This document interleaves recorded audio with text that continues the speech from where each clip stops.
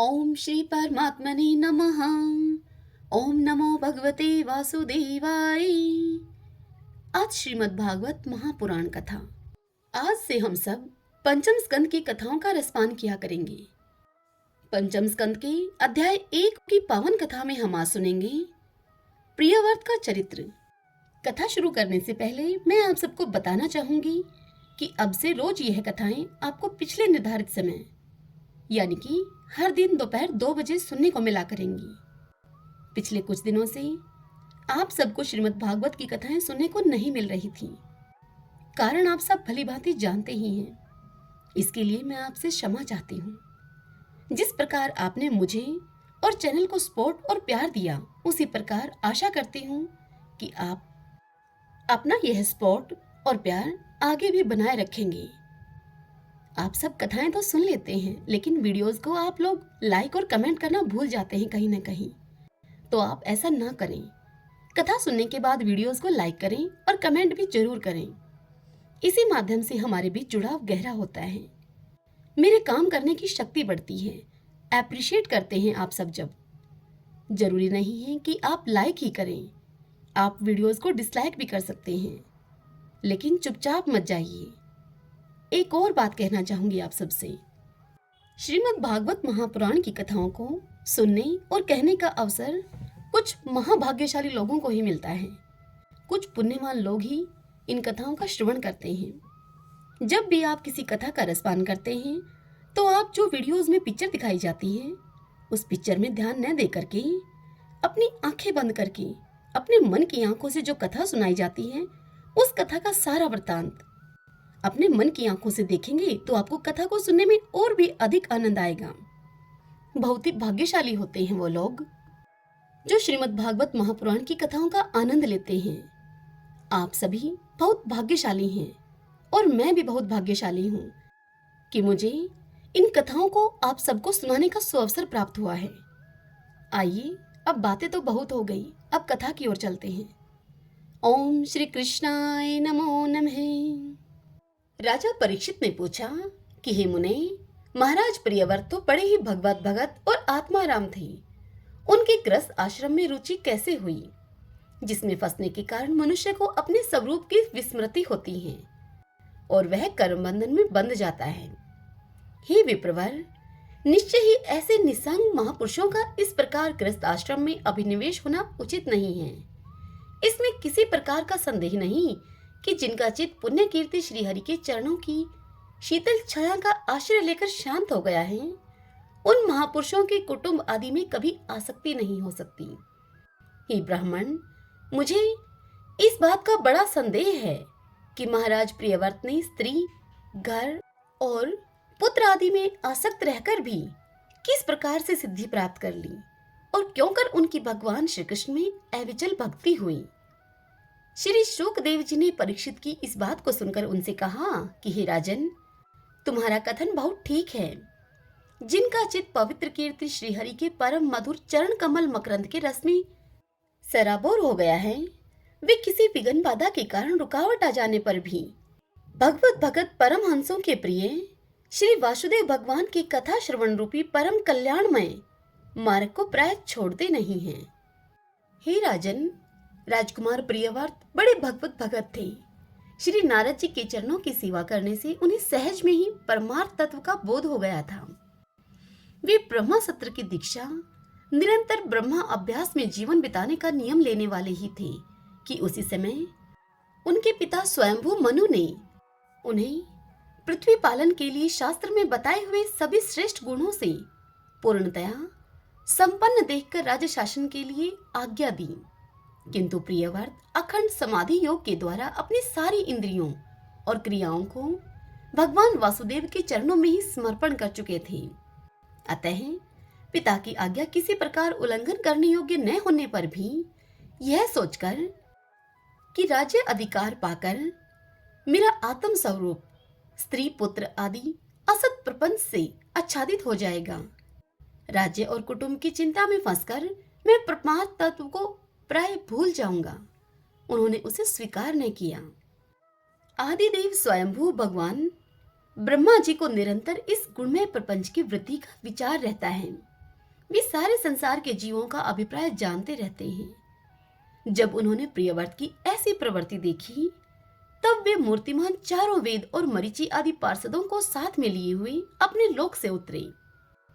आकाश में जहां तहां विमानों पर चढ़े हुए इंद्र आदि प्रधान प्रधान देवताओं ने उनका पूजन किया तथा मार्ग में टोलियां बांधकर आए हुए सिद्ध, गंधर्व, साध्य, चारण और मुनिजन ने सत्वन किया उनका।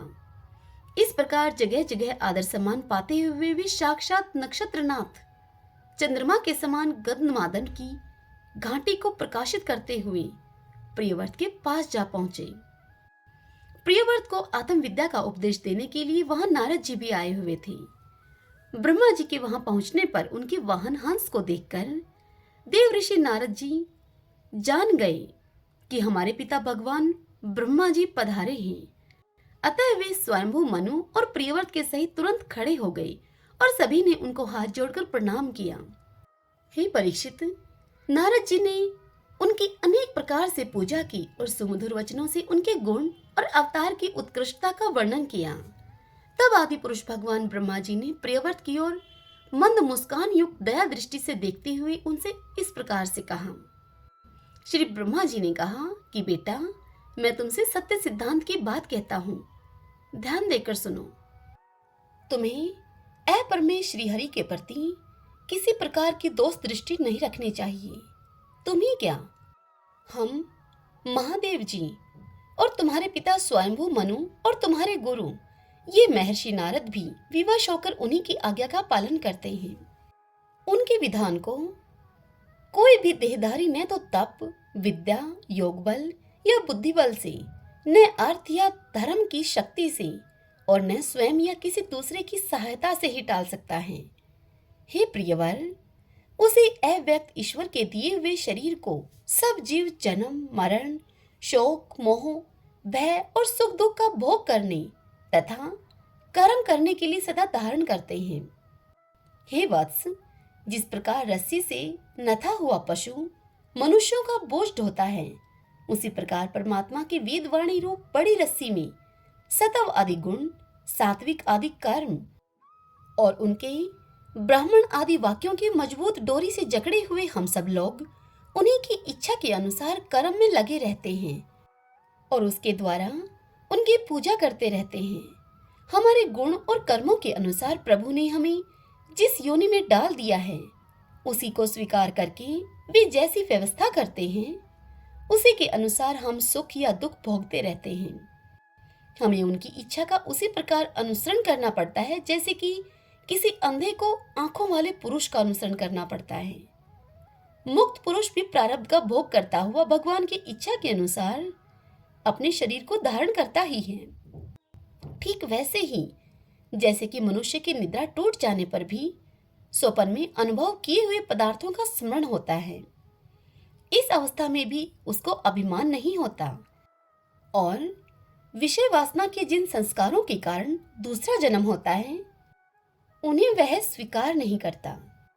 जो पुरुष इंद्रियों के वशीभूत है, वह वन वन में विचरण करता रहे तो भी उसे जन्म मरण का भय बना ही रहता है, क्योंकि बिना जीते हुए मन और इंद्रिय रूपी उसके 6 शत्रु कभी उसका पीछा नहीं छोड़ते।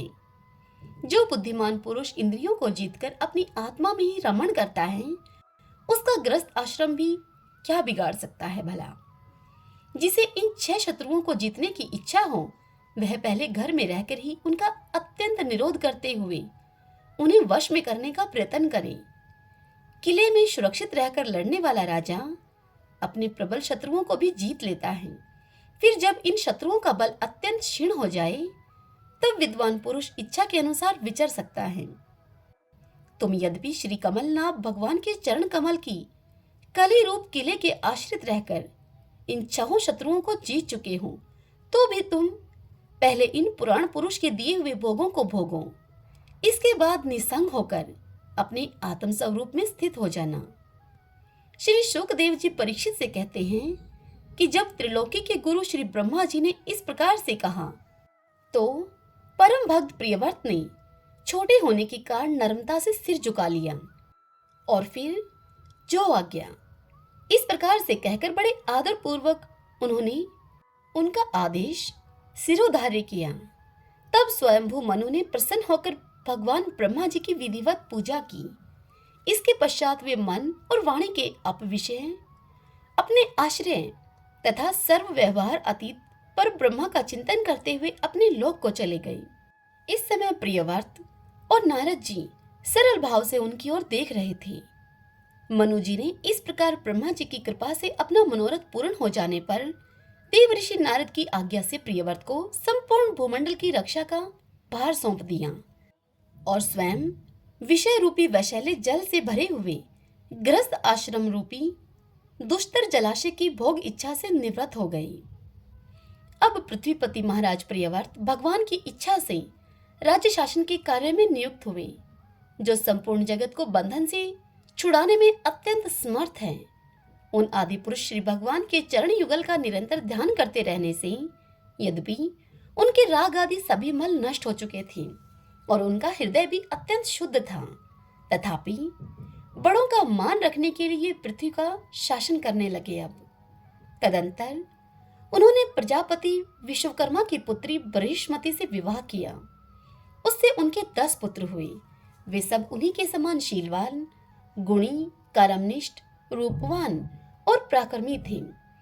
उनसे छोटी ऊर्जस्वती नाम की एक कन्या भी हुई। पुत्रों के नाम अग्निद्र, इदमजिह, यज्ञबाहु, महावीर, हिरण्यरेता, घृतपृष्ठ, सवन, मेधातिथि, वितिहोत्र और कवि थी। ये सब नाम अग्नि के भी हैं। इनमें कवि, महावीर और सवन ये 3 नैष्ठिक ब्रह्मचारी हुए। इन्होंने बाल्यावस्था से आत्मविद्या का अभ्यास करते हुए अंत में संन्यास आश्रम ही स्वीकार किया।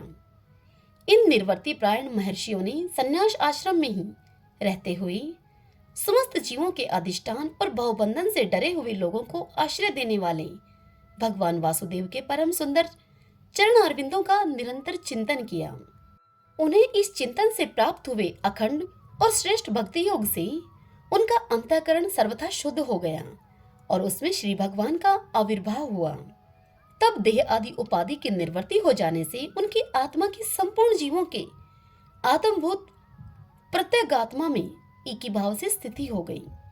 महाराज प्रियव्रत की दूसरी भार्या से उत्तम, तामस और रैवत ये 3 पुत्र उत्पन्न हुए, जो अपने नाम वाले मनवंतरों के अधिपति हुए।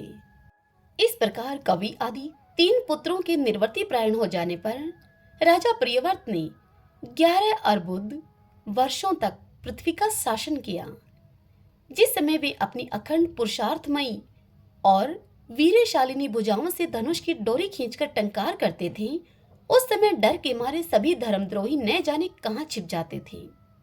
उनकी प्राण प्रिया बृहस्पति के दिन दिन बढ़ने वाले अमोद प्रमोद और अभ्युत्थान आदि क्रीड़ाओं के कारण तथा उसके स्त्री जनोचित हाव भाव, लज्जा से संकुचित मंदहास से युक्त चितवन और मन को भाने वाले विनोद आदि से महामना प्रियव्रत विवेकहीन व्यक्ति की भांति आत्म विस्मृत से होकर सब भोगों को भोगने लगे। किंतु वास्तव में प्रियव्रत उनमें आसक्त नहीं थे। एक बार इन्होंने जब यह देखा कि भगवान सूर्य सुमेरु की परिक्रमा करते हुए लोक लोक पर्यंत पृथ्वी के जितने भाग को आलोकित करते रहते हैं, उसमें से आधा ही प्रकाश में रहता है और आधे में अंधकार छाया रहता है, तो उन्होंने इसे पसंद नहीं किया। तब उन्होंने यह संकल्प लेकर कि मैं रात को भी दिन बना दूंगा, सूर्य के समान ही वेगवान एक ज्योतिर्मय रथ पर चढ़कर द्वितीय सूर्य की ही भांति उनके पीछे पीछे पृथ्वी की 7 परिक्रमाएं उन्होंने कर डाली। भगवान की उपासना से इनका अलौकिक प्रभाव इतना बढ़ गया था कि उस समय इनके रथ के पहियों से जो लीकें बनी अर्थात लकीरें बनी, वे ही 7 समुद्र हुए। उनसे पृथ्वी में 7 द्वीप हो गए। उनके नाम कर्मशः, जम्बू, प्लक्ष, शालमली, कुछ, क्रौंच, शाक और पुष्कर द्वीप हैं। इनमें से पहले पहले की अपेक्षा आगे आगे के द्वीप का परिमाण दुगना है और ये समुद्र के बाहरी भाग में पृथ्वी के चारों ओर फैले हुए हैं। 7 समुद्र कर्मशः खारे जल, ईख के रस, मदिरा, घी, दूध, मट्ठे और मीठे जल से भरे हुए हैं। ये सातों द्वीपों की खाइयों के समान हैं और परिमाण में अपने भीतर वाले द्वीपों के बराबर हैं। इनमें से एक एक कर्मशः अलग अलग सातों द्वीपों के बाहर से घेर कर स्थिति है। बृहस्पति पति महाराज प्रियव्रत ने अपने अनुगत पुत्र आग्निद्र, इदमजीवः, यज्ञबाहु, हिरण्यरेता, घृतपृष्ठ, मेधातिथि और वितिहोत्र में से कर्मशः एक एक को उक्त जम्बू आदि द्वीपों में से एक एक का राजा बनाया। राजा प्रियव्रत ने अपनी कन्या उर्धस्वती का विवाह शुक्राचार्य जी से किया। उसी से शुक्र कन्या देवयानी का जन्म हुआ। हे राजन, जिन्होंने भगवत चरणारविंदों की रज के प्रभाव से शरीर के भूख प्यास, शोक मोह और जरा मृत्यु इन 6 गुणों को अथवा मन के सहित 6 इंद्रियों को जीत लिया है, उन भगवत भक्तों का ऐसा पुरुषार्थ होना कोई आश्चर्य की बात नहीं है, क्योंकि वर्ण बहिष्कृत चांडाल आदि नीच योनि का पुरुष भी भगवान के नाम का केवल एक बार उच्चारण करने से तत्काल संसार बंधन से मुक्त हो जाता है। इस प्रकार अतुलनीय बल पराक्रम से युक्त महाराज प्रियव्रत एक बार अपने को देव ऋषि नारद जी के चरणों की शरण में जाकर भी पुनः दैववश प्राप्त हुए प्रपंच में फंस जाने से अशांत सा देख मन ही मन विरक्त होकर इस प्रकार से कहने लगे, अहो बड़ा बुरा हुआ, मेरी विषय लोलुप इंद्रियों ने मुझे इस अविद्याजनित विषम विषय रूप अंधकूप में गिरा दिया। बस बस बहुत हो लिया। हाय, मैं तो स्त्री का क्रीड़ा मृग ही बन गया। उसने मुझे बंदर की भांति नचाया। मुझे धिक्कार है मुझे। इस प्रकार उन्होंने अपने को बहुत कुछ भला बुरा कहा। परम आराध्य श्री हरि की कृपा से उनकी विवेक वृत्ति जागृत हो गई। उन्होंने यह सारी पृथ्वी यथा योग्य अपने अनुगत पुत्रों को बांट दी और जिसके साथ उन्होंने तरह तरह के भोग भोगे थे, उस अपनी राजरानी को साम्राज्य लक्ष्मी के सहित मृतदेह के समान छोड़ दिया तथा हृदय में वैराग्य धारण करके भगवान की लीलाओं का चिंतन करते हुए उसके प्रभाव से श्री नारद जी के बतलाए हुए मार्ग का पुनः अनुसरण करने लगे। हे परीक्षित, महाराज प्रियव्रत के विषय में निम्नलिखित लोकोक्ति प्रसिद्ध है। राजा प्रियव्रत ने जो कर्म किए उन्हें सर्वशक्तिमान ईश्वर के सिवा और कौन कर सकता है। उन्होंने रात्रि का अंधकार मिटाने का प्रयत्न करते हुए अपने रथ के पहियों से बनी हुई लीकों से ही 7 समुद्र बना दिए, प्राणियों के सुविधे के लिए, जिससे उनमें परस्पर झगड़ा न हो। द्वीपों के द्वारा पृथ्वी के विभाग किए और प्रत्येक द्वीप में अलग अलग नदी, पर्वत और वन आदि से उसकी सीमा निश्चित कर दी। वे भगवत भगत नारद आदि के प्रेमी भगत थे। उन्होंने पाताल लोक के, देवलोक के, मृत्यलोक के तथा कर्म और योग की शक्ति से प्राप्त हुए ऐश्वर्य को भी नरक तुल्य समझा था। ओम नमो नारायण, ओम नमो नारायण।